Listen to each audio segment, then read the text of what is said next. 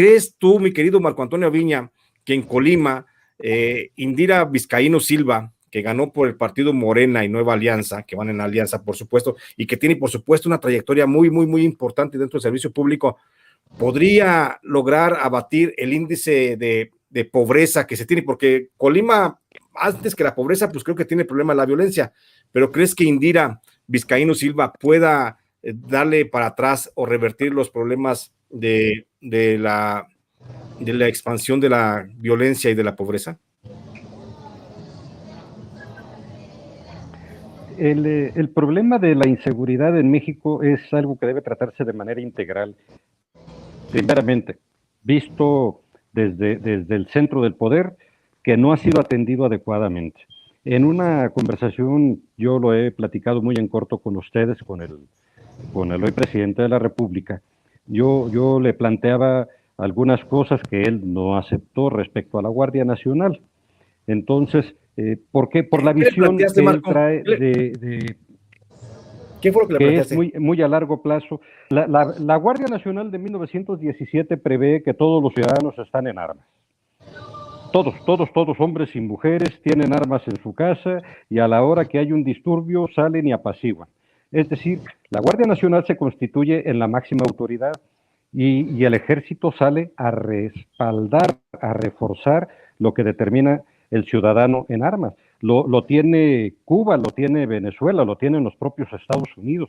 O sea, países donde de alguna manera presumen sistemas democráticos y sistemas basados con una amplia base social, están vigentes esos. En el momento que yo le hice el planteamiento a Andrés Manuel López Obrador, él comentó en muy corto que era imprudente armar, porque por la cultura que tenemos, primeramente hay lugares donde son muy belicosos y no es fácil que una persona armada tenga un control sobre sus emociones.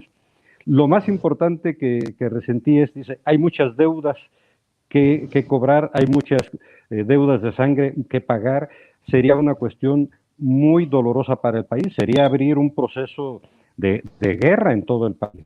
Y mi comentario era, bueno, ¿y entonces cómo le vamos a hacer? Dice, no, tiene que ser por la vía pacífica, por la vía de la conciliación y por vía de ir institucionalizando las oportunidades de cambiar los paradigmas, de que no sean más valorados como héroes sociales o héroes callejeros o héroes urbanos quienes están delinquiendo. Las gentes que están en esa dinámica deben ser considerados como tal. Son gente que se mueve al margen de la ley, que no respeta a la sociedad. Entonces, ¿qué se tiene que hacer? Educar a las nuevas generaciones para sacarlas de esos paradigmas, convertirlos en buenos ciudadanos, dándoles oportunidades como acceso a dinero. Lo que muchos le critican al presidente de la República, eso que les da dinero a los ninis, no es un dinero tirado a la basura, es un dinero que está invertido donde se le está dando la oportunidad a los jóvenes de que les están pagando porque estudien. Si ellos no aprovechan esa oportunidad, el dinero se les va a retirar. Y el que quiera dedicarse a una vida delictiva, se haga lo que se haga por la persona, va a acabar haciéndolo. Los que llegan a delinquir por falta de oportunidades, bueno, pues ya no van a tener ese pretexto. Los que quieran llegar a superarse en cuestiones académicas, bueno, pues está el sistema de becas hasta para los postdoctorados. Claro, claro. Es muy complicado el escenario que le construyeron a México, que dejaron venir en México, que comenzó junto con la etapa del neoliberalismo. Ya al principio de los años 80 se hablaba de un proceso de centroamericanización de México, de un proceso de colombianización, dijeron algunos expertos en eso, y permitieron que eso fuera. ¿Por qué? Porque muchas personas, familias, accedieron a dinero fácil, amén del origen del narcotráfico en México, que bien sabemos que estuvieron utilizando para surtir de medicamentos a los combatientes en la Segunda Guerra Mundial y en Vietnam. Completamente de acuerdo. Mi querido doctor Rolando Flores, el paradigma como lo señala Marco, el paradigma de la inseguridad pública en México, no la inseguridad de la delincuencia común, sino de la inseguridad de la delincuencia organizada, de los grupos poderosos de la violencia, ¿debe verse como un asunto particular en cada estado o como un conjunto de acciones a nivel federal? Y te lo pregunto esto porque entonces estaríamos hablando que algunos gobernadores seguirían escudándose en no querer hacer acciones propias para el control del narcotráfico y otros seguirán entonces pujando y decir es que el gobierno federal está invadiendo mis atribuciones de seguridad pública local. En ese sentido, ¿en qué punto estamos, mi querido doctor? ¿Cómo hay que ver la inseguridad pública en México para lo que resta de este sexenio en los próximos 3 años y medio que quedan? Fíjate que, a ver si pueden dejar esta cámara, me gusta verlos cuando hablo, cuando me pasan a mí no, a ver si ojalá puedan dejar esta así, que no la quiten, porque me gusta verlos cuando estoy platicando. Oye, además te ves muy bien, déjame decirte. La verdad es que es un tema bien complicado el tema de seguridad pública desde el marco jurídico. Por ejemplo, el 21 constitucional habla que la seguridad pública estará a cargo de la Federación, Estados y Municipios, ¿eh? Ojo, entonces somos muy de cargarle la mano a los gobiernos más próximos, al presidente municipal, al gobernador y luego al presidente de la República. ¿Pero qué creen? Que no, que el tema de seguridad pública más fuerte y delincuencia organizada, por ejemplo, si un gobernador quisiera hacer una reforma a un tema en materia de delincuencia organizada, secuestro, estos delitos están reservados para la federación.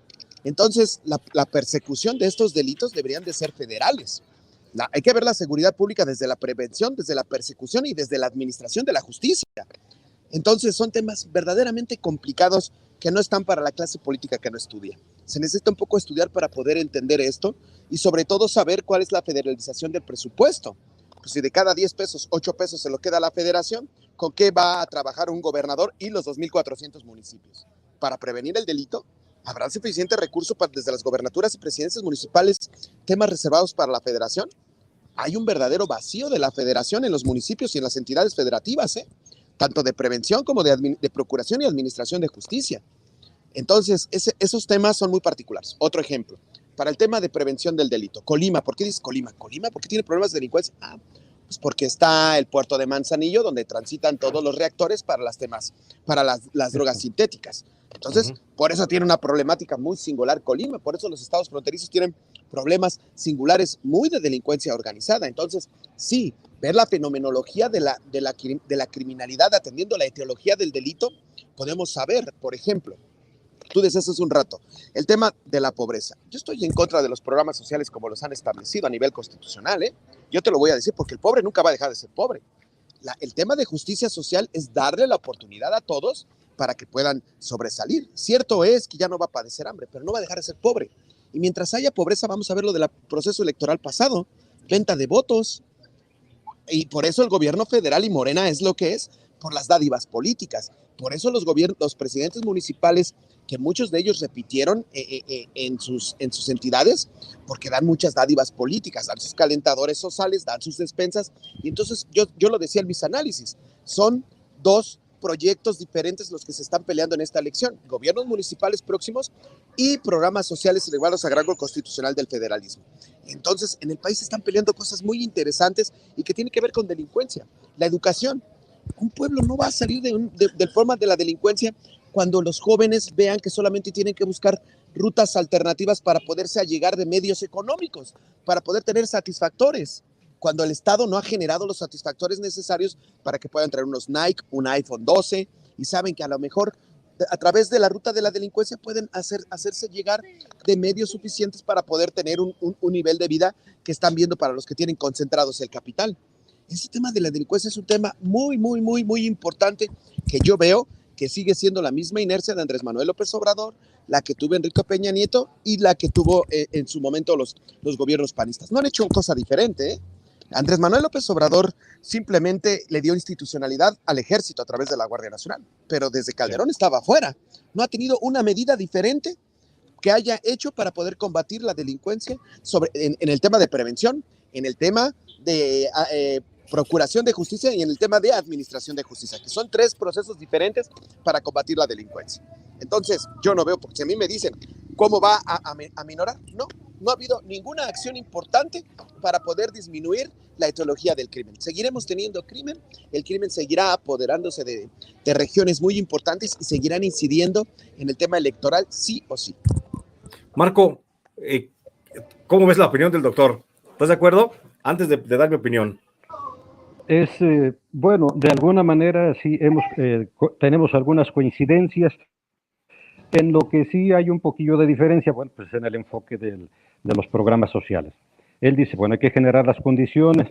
Yo acabo de comentar que esas condiciones se generan dándoles una economía a los jóvenes para que puedan precisamente sostener sus estudios y cambiar de paradigmas. Hay jóvenes que invierten sus becas en ahorros y luego ponen un negocito, algún puesto de paletas, algún puesto de tacos, algo, y les va generando una economía para de ahí mantenerse los estudios. Finalmente, lo que va a cambiar la vida de este país es la educación. No hay otra forma de hacerlo, ningún otro país ha progresado, ¿Y no ha lo han tocado la hecho países educación? totalmente devastados. No ha tocado la educación, simplemente es una reforma Sí, laboral educativa, se pero tiene el que tema de tocar fondo de la educación necesariamente no lo han hecho. ¿sí? Sí.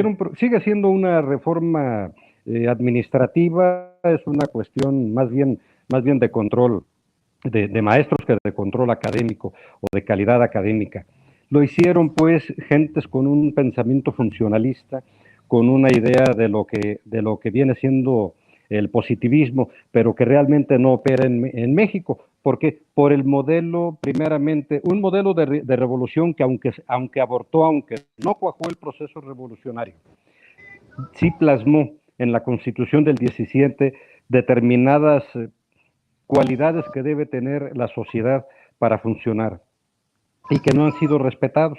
Y luego esas pocas cualidades que tenía la Constitución las han ido trastocando los gobiernos para acomodarlos de acuerdo a los intereses que han representado.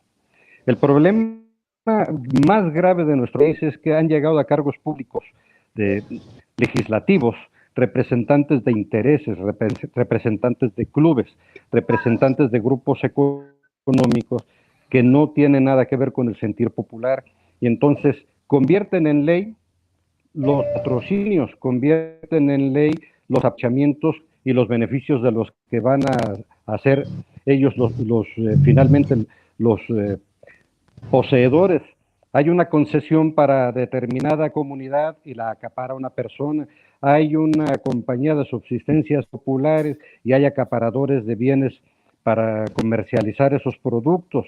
Hay una compañía que se encarga de atender a los campesinos y hay una agrupación con 100 o 150 o 300 nombres de campesinos registrados y todo es un embudo, cae en un solo bolsillo.